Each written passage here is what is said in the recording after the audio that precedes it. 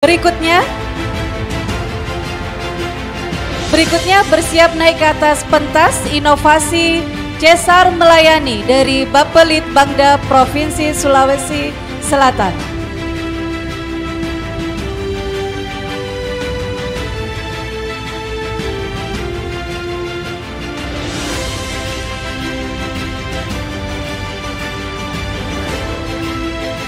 Baik, Bapak Ibu, dipersilakan dari Bapelitbangda untuk naik ke atas panggung.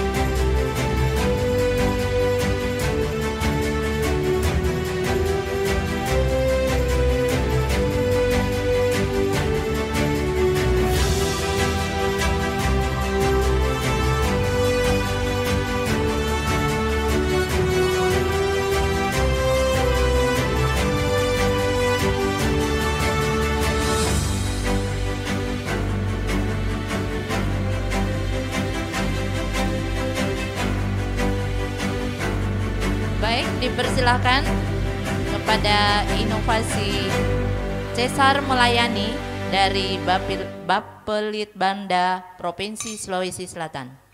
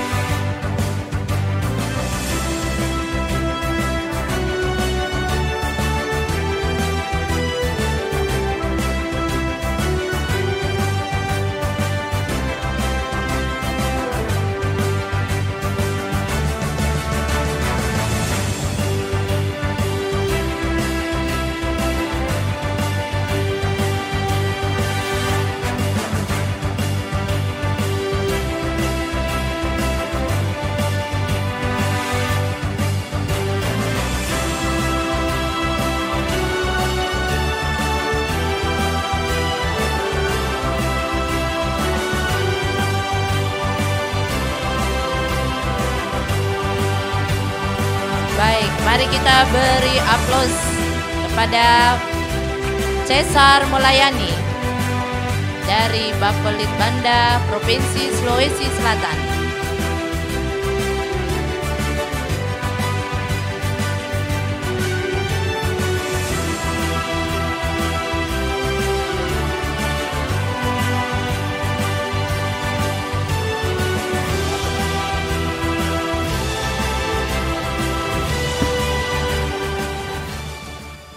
Baik, barangkali mesti diberi aplaus lagi untuk lebih semangat. Ya, kita persilakan kepada inovator untuk melakukan presentasinya. Dipersilakan ke depan. 7 menit untuk inovator.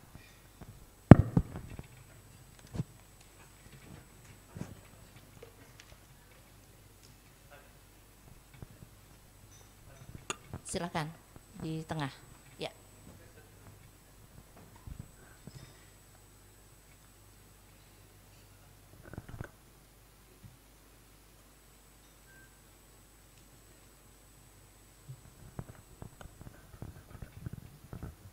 Silakan. Bismillahirrahmanirrahim. Assalamualaikum warahmatullahi wabarakatuh. Perkenalkan, saya Anggriani, Kepala Bidang Ekonomi dan Sumber Daya Alam dari Bapelitbangda. Yang saya hormati Bapak Kepala Badan Bapelitbangda Provinsi Sulawesi Selatan yang kemudian membimbing dan mendampingi kami dalam pelaksanaan inovasi yang kami usulkan saat ini. Jadi inovasi yang kami usulkan saat ini adalah Sesar Melayani. Ini adalah suatu program yang kemudian berusaha mengkoordinasikan pelaksanaan tanggung jawab sosial lingkungan perusahaan yang berada dalam lingkup Provinsi Sulawesi Selatan. Tentunya sebagai pemerintah dalam melaksanakan suatu kegiatan ataupun inovasi tentu perlu ada landasan hukum yang kita pegang. Jadi ini merupakan amanah dari pemerintah pusat yang dituangkan dalam Undang-Undang Nomor 40 2007 terkait perseroan terbatas, yang salah satu item di dalamnya membahasakan kewajiban perusahaan untuk mengalokasikan anggaran TSLP kepada masyarakat.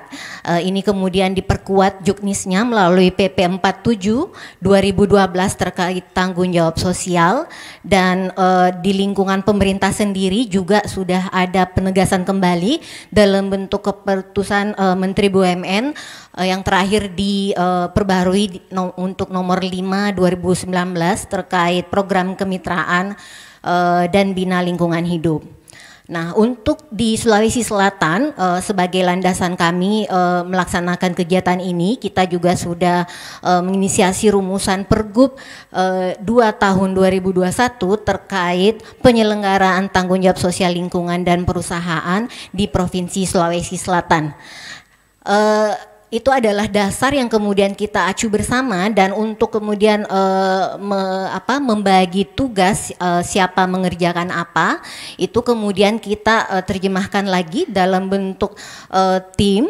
Ada 2 tim utama sebenarnya yang berfungsi di sini, yaitu tim fasilitasi tanggung jawab sosial lingkungan perusahaan Provinsi Sulawesi Selatan, yang di dalamnya kemudian beranggotakan dari unsur-unsur pemerintah daerah Sulawesi Selatan, yang tentunya diketuai oleh Bapak Kepala Badan Bapelitbangda Sulsel, dan ada kelompok kerja yang kemudian masing-masing akan melakukan review dan verifikasi terkait usulan-usulan yang ada.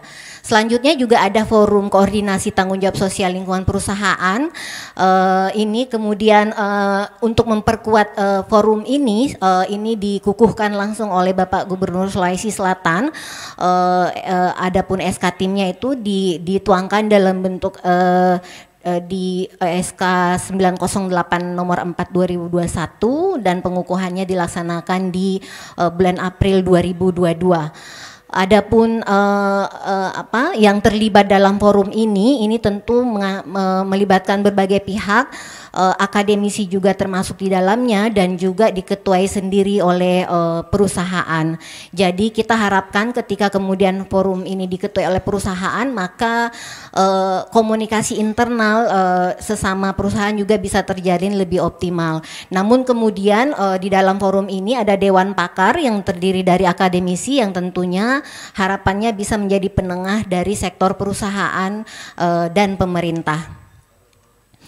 Lebih lanjut kami jelaskan terkait mekanisme kerja forum ini dan tim fasilitasi.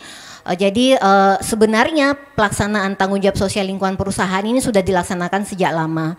Jadi sudah ada alokasi, CSR dan seterusnya. Hanya saja hal yang baru yang kemudian kita berusaha tampilkan di sini adalah adanya koordinasi antara pemerintah dengan perusahaan.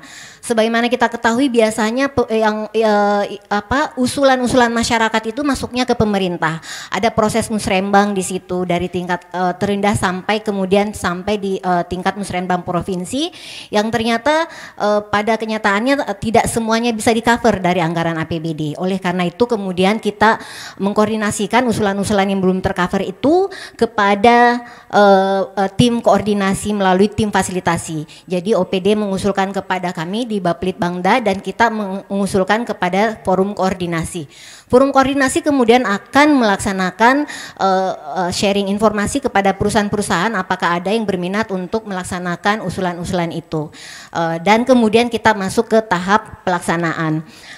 Nah, untuk program CSR melayani ini ada banyak kontribusi terkait TPB karena kita menyentuh isu kemiskinan, isu pembangunan infrastruktur dan seterusnya, karena usulan-usulan itu kita harapkan yang terakomodir adalah usulan yang menunjang isu SDGs ini. Selanjutnya adaptabilitas ini adalah karena konsepnya sangat mudah. Kegiatan CSR sudah selalu dilaksanakan, hanya kemudian perlu kita sinkronkan dengan apa-apa yang menjadi fokus pemerintah pusat dan pemerintah provinsi. Dan juga keberlanjutan ini kita jaga sekali karena kita senantiasa melaksanakan rapat koordinasi dengan perusahaan. Ketika kemudian ada kendala juga kita berusaha mencarikan solusi bersama. Jadi selama ini hampir triwulan kita melaksanakan pertemuan, bahkan kita melaksanakan pertemuan non formal untuk membahas isu-isu yang sifatnya insidentil. Ini adalah proses pelaksanaannya. Jadi tahap pelaksanaannya ada beberapa usulan yang kemudian dimasukkan ke Bappelit Bangda. Ini kemudian diverifikasi dan kemudian di-share kepada perusahaan. Nah, siapa-siapa saja yang bisa mengusulkan itu ada pemerintah daerah, kabupaten kota, masyarakat langsung, bahkan juga perusahaan bisa mengkomunikasikan mana tahu ada yang menjadi prioritas alokasi CSR di internal perusahaan mereka. Dan untuk memudahkan kami menyediakan aplikasi CSR pengusulan secara online melalui csrsulselprof.go.id. Ini sementara kami benahi optimalisasi pelaksanaan penggunaan aplikasinya. Dan pelaksanaan CSR melayani ini melibatkan pentahelix, ada akademisi di sini yang terlibat di forum, perusahaan, pemerintah, dan juga pada saat publikasi juga kita mengutamakan keberadaan media. Ini adalah kegiatan yang kami lakukan bersama. Iya, itu adalah contoh-contoh yang kami lakukan bersama. Mungkin lebih jelasnya nanti akan kami sajikan di video. Terima kasih. Assalamualaikum warahmatullahi wabarakatuh.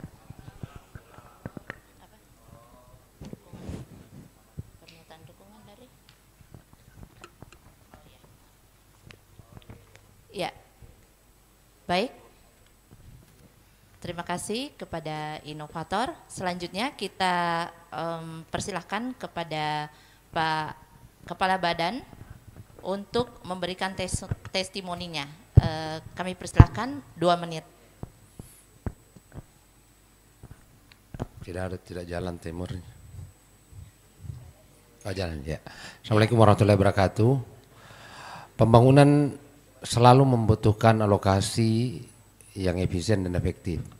Kita mempunyai begitu banyak sumber daya, tetapi efektivitas dan efisiensi alokasi tersebut cukup kritis, sehingga kita selalu mencari usaha bagaimana agar alokasi tersebut bisa terarah dan sesuai dengan kebutuhan.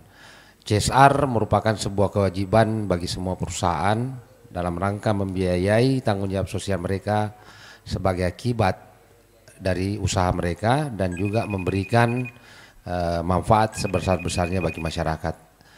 Forum komunikasi CSR dan tim fasilitasi merupakan sebuah wujud tanggung jawab tersebut untuk memfasilitasi agar alokasi CSR bagi perusahaan yang merupakan kebijakan mereka bisa sesuai dengan keinginan dan kebutuhan, terutama yang menjadi arahan pemerintah daerah pada umumnya, tentu kebutuhan masyarakat pada khususnya. Oleh sebab itu CSR ini sudah begitu banyak langkah-langkah yang kita lakukan bagaimana agar pelibatan terutama perusahaan itu bisa membiayai atau membantu tugas-tugas pemerintah dalam meningkatkan kesejahteraan masyarakat. Beberapa forum CSR ini dengan tim fasilitasi sudah berkoordinasi melakukan bantuan pembiayaan seperti anak putus sekolah, bantuan bencana, kemudian bantuan terkait dengan fasilitasi kebutuhan perikanan, alat tangkap dan sebagainya. Dan kita berharap dengan adanya tim fasilitasi maupun forum koordinasi sebagai ciptaan dari CSR ini dapat membantu kita mewujudkan masyarakat Sulawesi Selatan yang lebih baik. Sekian, wabillahi taufiq wal hidayah. Wassalamualaikum warahmatullahi wabarakatuh. Baik, terima kasih banyak kepada Bapak Kepala Badan. Kita saksikan bersama video dari inovasi CSR melayani.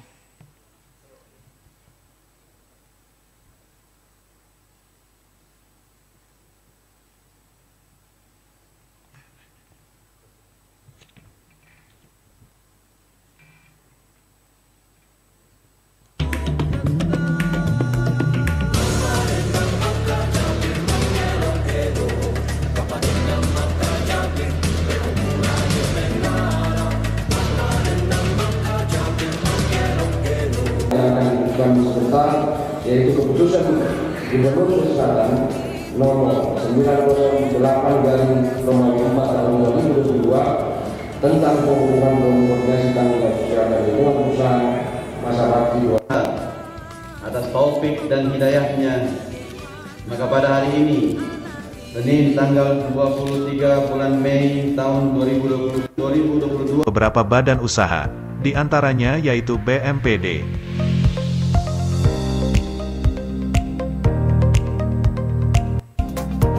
Terima kasih banyak. Bila taufiq wal hidayah. Wassalamualaikum warahmatullahi wabarakatuh. Waalaikumsalam warahmatullahi wabarakatuh. Seperti yang kita ketahui bersama bahwa pada hari ini pemerintah Provinsi Sulawesi Selatan telah menyerahkan sejumlah paket.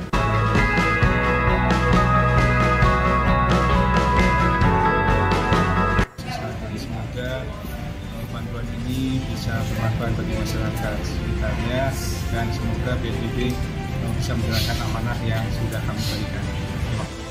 Dalam hal aktivitas masyarakat sehingga mungkin ada terjadi pemulihan yang cepat ya, sehingga nanti aktivitas masyarakat bisa berkembang kembali. Kami berharap untuk Sulawesi Selatan dan sekitarnya tidak bisa terhindar dari bencana dan tidak bisa terbanjir dan pulih kembali. Sekian, terima kasih. Semoga Bapak berikan bantuan dan ada sebuah perusahaan membantu masyarakat. Bismillahirrahmanirrahim. Assalamualaikum warahmatullahi wabarakatuh. Alhamdulillah pagi ini ya di tempat yang sangat baik ini yaitu kantor BPBD juga Pegadaian hari ini menyerahkan bantuannya langsung kepada BPBD dalam rangka melaksanakan tugas kebencanaan yang diamanahkan oleh Bapak Gubernur. Insya Allah ke depan ya dari forum akan tetap eksis akan memberikan bantuan melalui teman-teman badan usaha.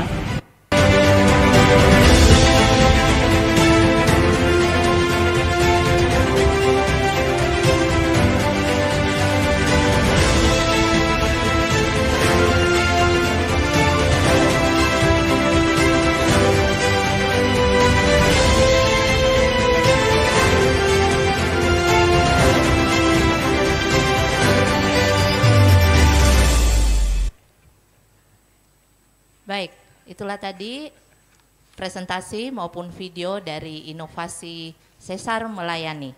Selanjutnya kita persilahkan kepada tim penilai untuk memberikan tanggapan ataupun pertanyaan sekaitan dengan inovasi Sesar Melayani.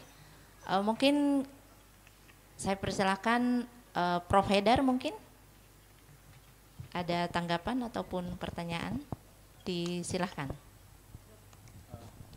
Baik, terima kasih Ibu, teman-teman sekalian, para inovator tangguh ini khususnya Sesar Melayani. Ya memang pernah saya mereview 2 tahun lalu artikel hasil penelitian tentang hal yang seperti ini. Salah satu penekanannya memang pada kemitraan kolaboratif yang tadi ini pentahelix ya mungkin. Kalau lebih dari 5 lagi bukan lagi pentahelix ya, hexahelix mungkin namanya atau apa lagi aktornya. Tapi oke lah, itu pun saya kira mungkin kita hanya mau lihat di sini seberapa jauh akuntabilitasnya dan keterbukaannya ini transparansinya. Nah, dalam pengertian begini, teman saya tadi berbisik ini cenderung charity programnya ya. Padahal mestinya ini kalau untuk karena namanya tanggung jawab sosial perusahaan misalnya, berarti harus nyata dilihat pada lingkungan sekitarnya, misalnya taruhlah Sementona misalnya yang ada di Pangkep, Bosowa yang ada di Maros misalnya, minimal meskipun kan tidak harus di situ kan namanya 2,5% misalnya dananya nih. Mungkin kita hanya butuh data yang lebih banyak lagi, melihat ke program-programnya. Kalau perlu misalnya Bosowa menyumbang misalnya untuk di mana tidak usah ditampilkan karena itu memang sudah bagian dari tanggung jawab sosialnya mungkin. Tapi kita butuh datanya itu tentang yang dimaksud itu, yang real supaya akuntabilitas tata kelolanya ini yang itu. Hanya ini saja yang saya mau lihat karena kelihatannya di situ bisa jadi masalah kan. Dan orang menganggap bahwa ini mengelola ini luar biasa karena misalnya kalau seperti perusahaan besar atau seperti misalnya dari bank misalnya kan berapa persen keuntungannya, 2,5% keuntungan untuk CSR ini luar biasa untuk proyek-proyek besar ya. Sama dengan pembangunan Mandalika misalnya di sana itu ya katanya sebagian dibiayai dari misalnya apa ya untuk dan seterusnya. Mungkin ada contoh-contoh real ya, selain dari yang tadi bantuan-bantuan itu yang lebih real lagi yang sifatnya untuk pemberdayaan masyarakat. Kira-kira itu hanya itu saya minta. Makasih. Karena peneliti biasanya sukanya begitu, yang sifatnya berdampak multiplier efeknya positif masyarakat. Terima kasih. Baik, terima kasih Prof. Haidar. Mungkin langsung ditanggapi oleh inovator ataupun Baik. badan. Ya, Terima silakan. kasih atas tanggapannya Bapak, izin menyampaikan. Jadi memang sejak terbentuknya forum ini dan tim fasilitasi di bulan Mei 2022 itu koordinasi intens telah kami lakukan dan memang untuk tahap awal ini karena memang harus ada aksi yang langsung kita lakukan pada saat mulai diberikan tugas untuk melakukan koordinasi terkait CSR ini sepanjang adalah bantuan-bantuan yang sifatnya insidentil. Namun ada beberapa juga bantuan sebenarnya misalnya mangrove yang terkait lingkungan hidup itu sudah ada kita sinergikan, yaitu pada saat kedatangan Bapak Menteri kita lakukan pelaksanaan di Maros. Seingat saya terkait bantuan mangrove dan juga beberapa titik yang kemudian mengalami pengembangan. Setelah kemudian usulan itu masuk dan sudah ada launching untuk pelaksanaan itu memang kita langsung menyampaikan kepada instansi terkait untuk kemudian dikawal lebih lanjut ke perusahaan-perusahaan yang sudah teridentifikasi fokus ke arah situ. Jadi kita memang tidak bisa memaksakan satu kegiatan ke perusahaan tertentu karena memang setiap perusahaan itu memiliki fokus yang berbeda. Nah, jadi untuk mangrove ini lebih banyak ke misalnya Pelindo dan seterusnya yang terkait ke pelabuhanan. Dan ada juga bantuan sebenarnya UMKM, ada bantuan yang diberikan sebelumnya itu untuk fasilitasi kepada UMKM dalam perbaikan kemasannya. Jadi memang selama ini kita identifikasi bahwa produk lokal kita itu kekurangannya di kemasan, hanya plastik bening putih yang selama ini. Jadi sekarang sudah ada mesin yang kita sinergikan dengan Dinas Perindustrian. Jadi UMKM saat ini sudah dikawal lagi oleh Dinas Perindustrian untuk sosialisasikan bahwa ada bantuan terkait perbaikan kemasan sehingga mereka memiliki produk yang layak dijual di pasar yang lebih bagus ya di luar Provinsi Sulawesi Selatan seperti itu. Selanjutnya juga untuk di pendidikan kami waktu di bulan Desember telah melaksanakan koordinasi juga dengan sampling perusahaan, ada 20 perusahaan yang hadir pada saat itu dan salah satunya menyampaikan bahwa mereka sudah melaksanakan program sinergitas dengan pendidikan di level SMP dan SMK. Nah ini kemudian yang kemarin kita coba identifikasi, jadi pelaksanaan program kami yang kita lakukan setelah pengukuhan itu memang sifatnya yang harus langsung segera kita selesaikan karena kita ketahui bersama bahwa perencanaan CSR juga ini hampir sama dengan perencanaan APBD setahun sebelumnya. Jadi tentu kita di 2022 ini tidak bisa mengintervensi secara masif program mereka karena sudah ada program yang disepakati oleh internal perusahaan. Oleh karena itu kami menyampaikan usulan-usulan itu untuk kesesuaian atau untuk sinergitas pelaksanaan di 2023 ini. Sehingga mereka pada saat pelaksanaan kemarin perencanaan kita harapkan di 2023 ini isu-isu yang menjadi fokus pemerintah pusat yang diminta kawal oleh pemerintah daerah itu sudah bisa diterjemahkan langsung di level perusahaan di 2023 ini. Kemarin sudah ada usulan yang kita komunikasikan untuk bantuan penerangan jalan umum yang tentu untuk mengentaskan desa tertinggal karena memang identifikasinya bahwa desa tertinggal salah satu yang terbelakang itu adalah dari fasilitas listriknya dan seterusnya. Terima kasih. Baik Bapak Ibu, selanjutnya mungkin kita persilahkan ke Ibu Fadia mungkin. Silakan.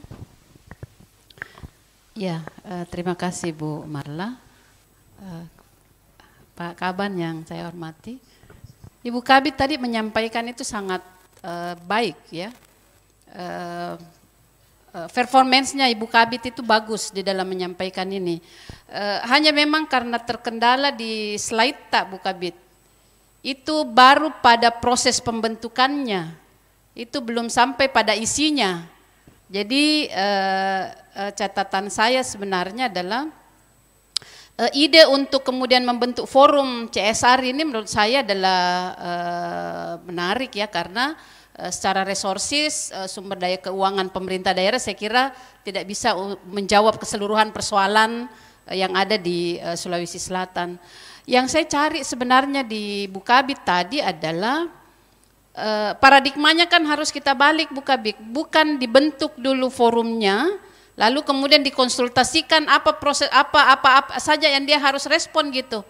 Kalau saya justru tunggu tadi di flowchartnya, kan ada tuntutan di inovasi ini tentang ide inovatifnya gitu Bu. Dan bagaimana signifikansinya, artinya adalah bagaimana kira-kira inovasi ini bekerja. Nah mungkin memang dari awal yang harus kita pikirkan adalah ada enggak Bapelitbangda melakukan analisis kesenjangan, kira-kira isu-isu prioritas apa saja di Provinsi Sulawesi Selatan yang tidak bisa tercover gitu ya, yang butuh kontribusi dari pihak lain. Nah itu justru harus dikonsultasikan dan sampai kemudian pada akhirnya kita butuh forum CSR untuk memperkuat itu. Itu yang pertama, saya tidak melihat kesenjangan itu Bu. Jadi seolah-olah ini yang muncul adalah ada programnya CSR tentang SMP SMK, ada UMKM, ada penerangan jalan umum. Menurut saya harus dibalik tuh. Pemerintah Provinsi Sulsel kekurangannya apa, itulah yang ditutupi oleh forum ini. Dan yang kedua adalah karena ini Ibu membuat ini inovasi Bu ya, jadi yang harus selalu dicari memang adalah tujuan dari CSR melayani ini apa, lalu kemudian seperti apa perubahan yang terjadi gitu. Apa kontribusinya forum ini terhadap kinerja pemerintah daerah misalnya, atau mungkin pemenuhan pelayanan dasar misalnya di Sulawesi Selatan. Data-data ini kami cari-cari sebenarnya Pak Kaban, itu belum kami temukan.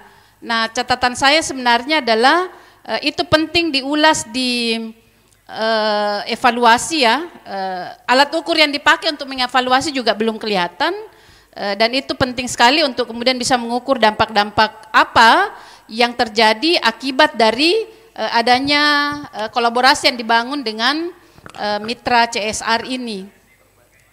Itu yang kedua. Lalu kemudian apa sebenarnya menjadi fokusnya ini forum CSR Bukabit, itu juga belum nampak, sehingga kami memang agak sulit untuk melihat berapa jumlah anggaran dalam siklus perencanaan tertentu, ada berapa persen anggaran itu tercover untuk bantuan bencana misalnya, ada berapa yang sifatnya strategis konsepnya gitu. Menurut saya perlu terkonsep ini Pandi, forum ini ya, tidak hanya sekedar membentuk forumnya, tapi ada kontribusi nyata yang bisa ditunjukkan di dalam inovasinya Ibu Kabit. Terima kasih.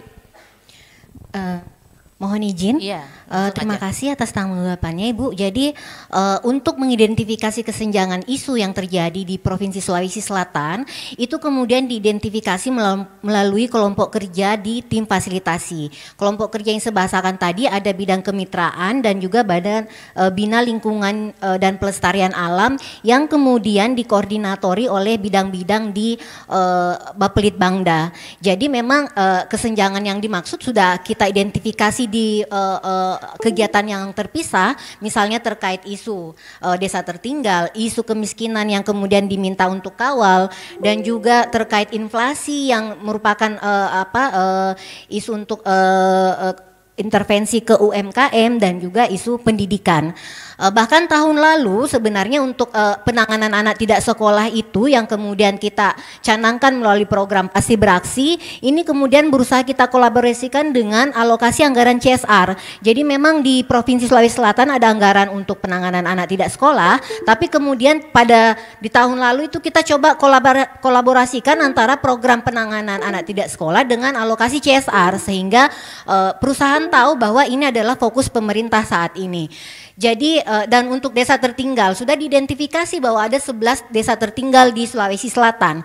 Nah, kita mencoba memetakan yang mana kemudian kita anggarkan melalui APBD di 2023 ini dan mana melalui CSR.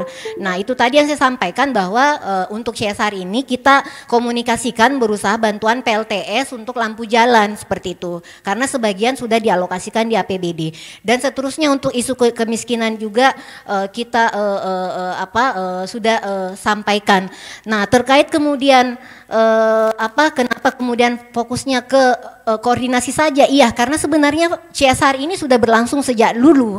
Hanya kemudian kita berusaha mengkoordinasikan apa-apa yang menjadi fokus pemerintah yang tidak bisa dianggarkan di APBD untuk bisa perusahaan terlibat ke dalamnya. Ini yang kemudian hal penting sebenarnya yang kita coba tingkatkan di CSR melayani ini, bahwa perusahaan tidak jalan sendiri tapi mencoba lihat apa nih yang diperlukan Provinsi Sulawesi Selatan, isu apa yang masih perlu disupport oleh perusahaan, itu dia. Dan dari semua alokasi CSR tidak semuanya perlu disinergikan karena tentu perusahaan perlu ada isu tersendiri yang menjadi fokus internal mereka. Mohon izin. Bu Kabit, sorry, satu lagi Bu Marla. Bu Tabe, apa kontribusinya CSR?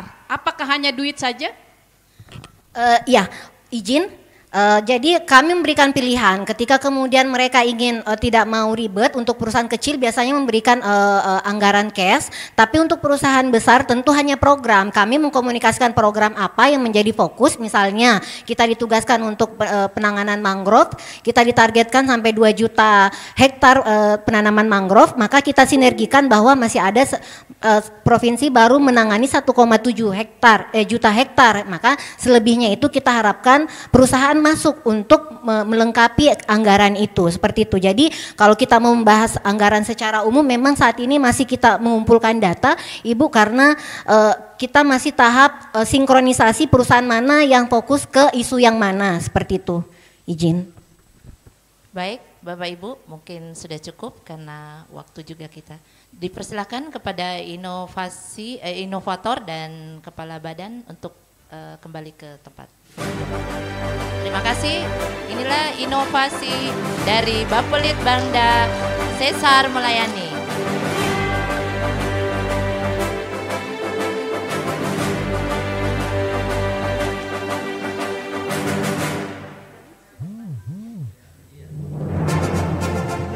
Bersiap-siap.